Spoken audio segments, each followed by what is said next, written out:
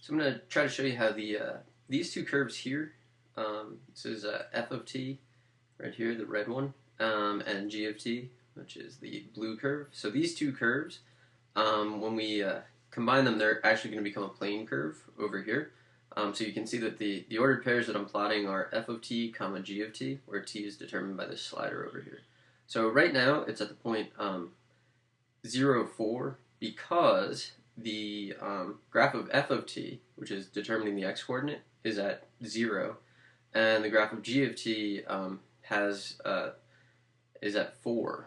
So what I'm going to do is grab the slider and move it a little bit. So what you can see is that the graph of f of t is increasing, which means that x is getting bigger.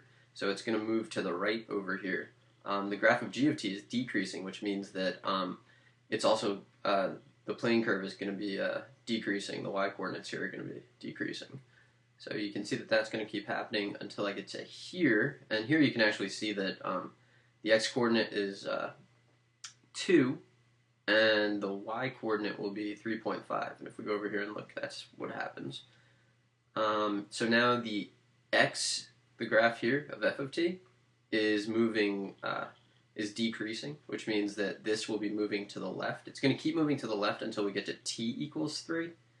Then it's going to move back to the right and keep moving to the right until we get to t equals 7. So you could watch for that.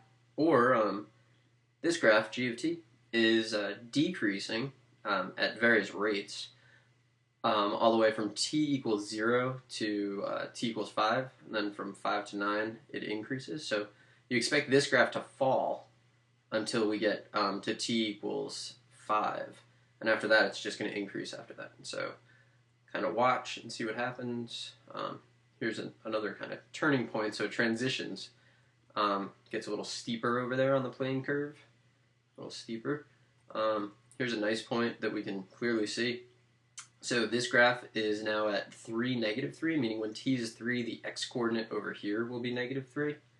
And this is at 3, -1, meaning over on this curve, the y-coordinate will be -1, which you can see that it is.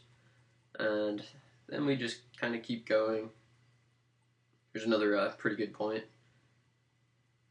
Not that the other points aren't good, it's just if they don't both have a corner, it's a little more complicated. And then it goes back this way.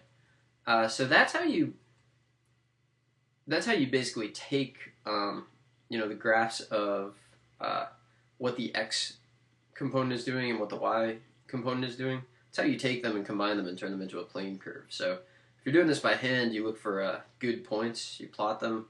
The turning points are really what you would want to plot, and then you kind of connect them. We've seen before that line segments, when you combine them, remain line segments.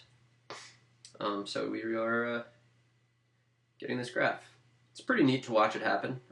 So I hope you find this helpful to kind of understand how things are put together. And if you want to keep watching, just do it again.